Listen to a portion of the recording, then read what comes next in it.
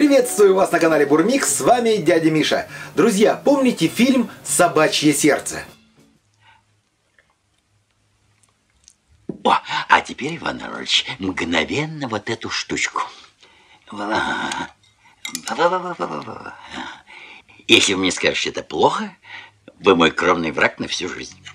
Именно жульен с грибами и курицей предлагает профессор Преображенский. И он знает толк в великолепных закусках. Друзья, сегодня приготовим такую же вкусную закусочку. Жульен с курицей и грибами. Это будет обалденно.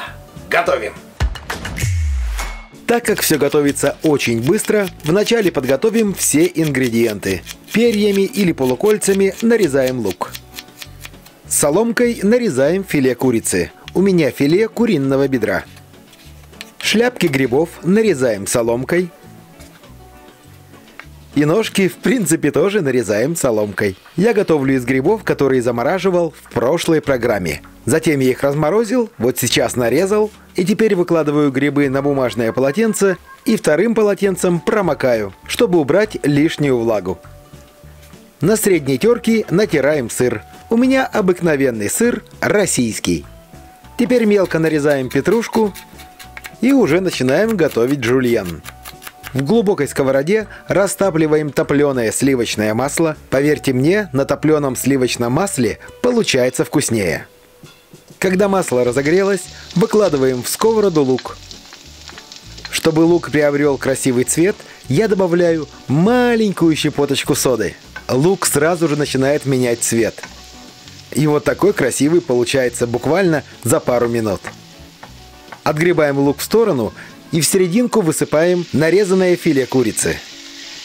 Обжариваем до тех пор, пока курица не поменяет цвет. Теперь добавляем грибы. Обжариваем все вместе буквально около 2-3 минут. Перемешиваем, добавляем соль и по желанию черный молотый перец. Вливаем стакан сливок комнатной температуры, прогреваем их буквально минуту и добавляем половину подготовленного сыра.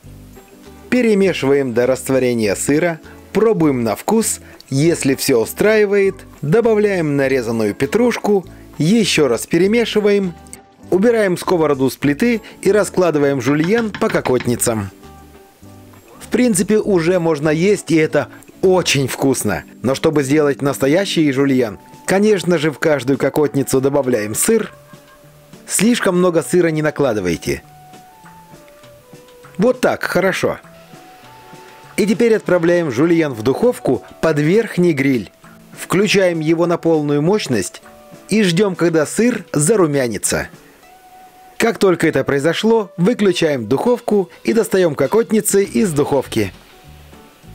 Подавать жульен лучше с поджаренным хлебушком, чтобы он был хрустящий, идеально с багетом. Берем поджаренный хлебушек, выкладываем на него жульен и пробуем. Как же это великолепно! Это так вкусно! Мясо нежное, грибочки слегка похрустывают.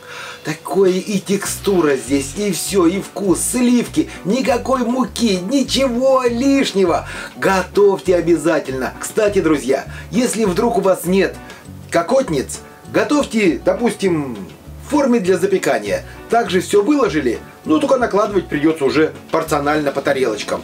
Конечно, лучше делать это в кокотницах или в горшочках. Готовьте, радуйте своих родных и близких. Кушайте вкусно, кушайте много. А я пока с вами прощаюсь. До новых вкусных рецептов. Пока. Бурмикс.